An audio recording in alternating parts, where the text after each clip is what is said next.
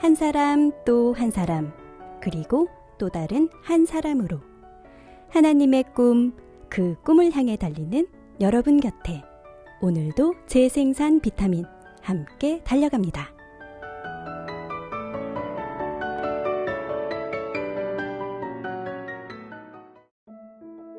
안녕하세요. 이지승입니다. 하나님이 인간에게 주신 최초의 명령이 무엇인지 아시나요? 생육하고 번성하라, 그리고 이 땅에 충만하라입니다. 오늘도 하나님은 그분의 형상을 그대로 닮은 하나님의 자녀들로 이 땅이 충만해지길 바라고 계시겠죠. 그런 하나님의 자녀로 충만해지는 세상을 꿈꾸며 재생산 비타민 7번째 이야기를 시작합니다. 오늘은 김홍영 집사님과 김효정 집사님 부부가 함께 해주셨습니다. 안녕하세요. 네, 안녕하세요. 김홍영입니다. 네, 안녕하세요. 김효정입니다. 오늘은 213 훈련의 네 번째 과인 생산이에 대해서 이야기를 나누어 보려고 하는데요. 두 분 모두 213 훈련을 하시면서 생산이 맞으시죠? 생산이, 네, 대답하기 참 부끄럽지만 네, 늘 그렇게 되려고 노력하고 있습니다. 네, 일단 저희 집사람은 생산이가 맞고요. 전 그 후배인 셈입니다. 김홍영 집사님 시작하시면서 아내이신 김효정 집사님께 점수를 막 따고 들어가시네요. 그렇게 얘기하시는 이유라도 있으신가요? 네, 제 아내가 저의 구원을 위해서 한 10년을 넘게 기도를 했었어요.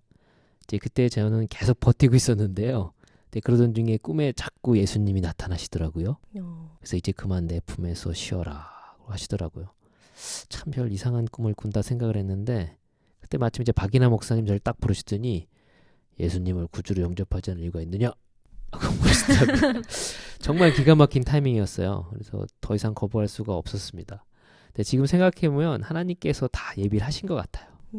예, 맞아요. 제 인생에서 정말 간절하고 감사한 기도 응답이었어요. 그런데 나중된 자가 먼저 된다는 말씀 같이 가정의 영적 리더십은 역시 남편에게 있는 것 같아요. 저 혼자 신앙생활을 했을 때는 아이들 데리고 교회에 출석하는 게 전부라고 생각을 했었거든요. 그런데 남편이 가정의 영적 제사장으로 세워지니까 아이들을 데리고 멀리 해외 단기 선교도 다녀오고 또 마음이 힘든 사춘기 아이들을 막 혼내고 싸우는 것이 아니라 기도하며 끝까지 기다려주는 모습은 저보다 훨씬 성숙한 모습이었어요.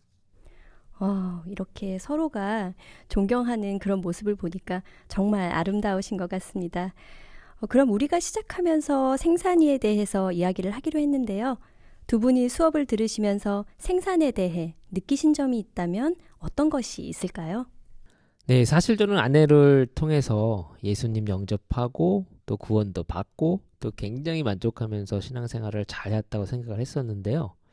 근데 훈련을 통해서 이렇게 깨달은 게 뭐냐면 이제 하나님은 우리가 믿음의 자녀로 세워진 후에도 점점 성장하여서 하나님의 뜻을 알고 영적 아버지가 되어서 점점 더 확장되어 가기를 원한다는 사실이에요. 그래서 믿음으로 이제 성숙한다는 것은 저희가 어린아이에서 성장해서 친구로만 지내는 게 아니라 이제 결혼하여서 부부가 되고 또 자녀 낳는 것처럼 예수님을 만나면 우리가 예수님과 연합하여서 영적인 자녀를 생산해야 한다는 겁니다. 어떻게 보면 저희 아내는 영적으로 절 낳았네요. 그럼 제가 영적 어머니인가요? 김홍영 집사님, 저에게 효도도 하셔야겠어요. 열심히 알고 있잖아요. 네. 남편이 믿지 않았을 때에는 남편과 함께 신앙생활을 하는 게 너무 간절했어요. 아마 그때 제가 남편을 너무 사랑했었나 봐요. 그런 거와 마찬가지로 하나님께서 우리를 너무 사랑하시고 또 너무 불쌍히 여기셔서 구원하셨다는 그 은혜의 마음이 믿어지지 않는 다른 영혼들을 향해 흘러가는 것이 제 생산이라고 생각해요.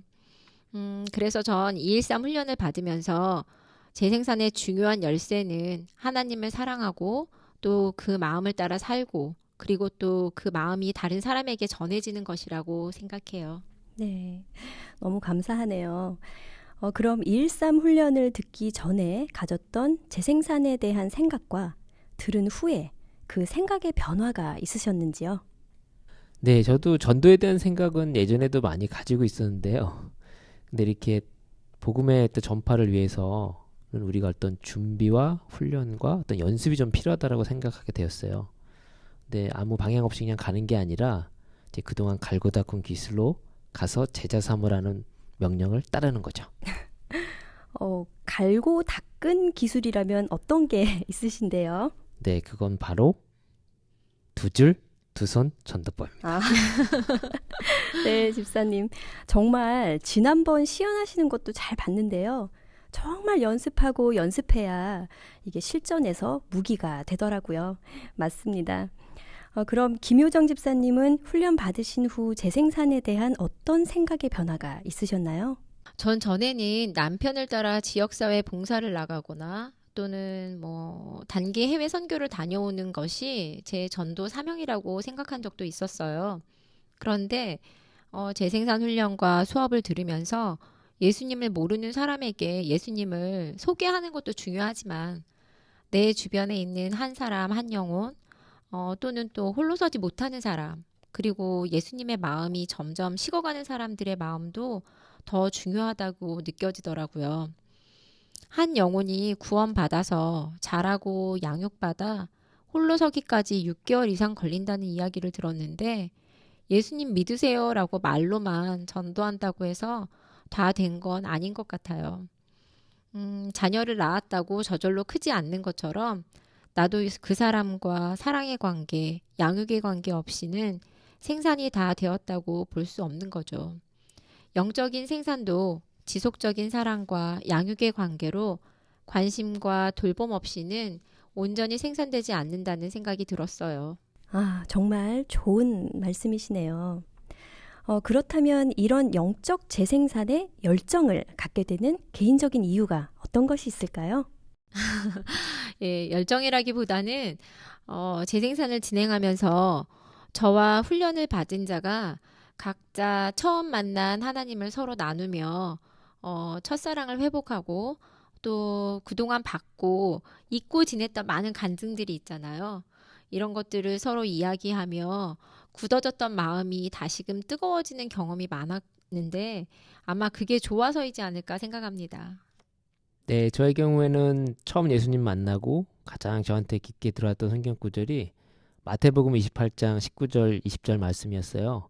근데 솔직히 내가 사람을 만나도 전도를 하는 건 조금 약합니다. 나름 부끄러움이 많아서. 그런데 이제 그 말씀처럼 일단 가는 건 잘 할 수 있겠더라고요.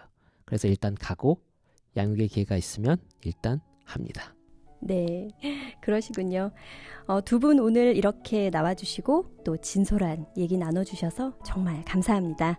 네, 감사합니다. 네, 감사합니다. 자녀를 낳아 부모가 되던 날을 기억하시나요? 자녀를 낳기까지 몹시도 힘든 과정들이 있었지만 아기를 품 안에 안을 때 그 감격은 인생에 잊혀지지 않는 기억이죠. 영적인 부모가 되는 것, 그것 또한 하나님이 주시는 가슴 벅찬 기쁨이 아닐까 싶습니다.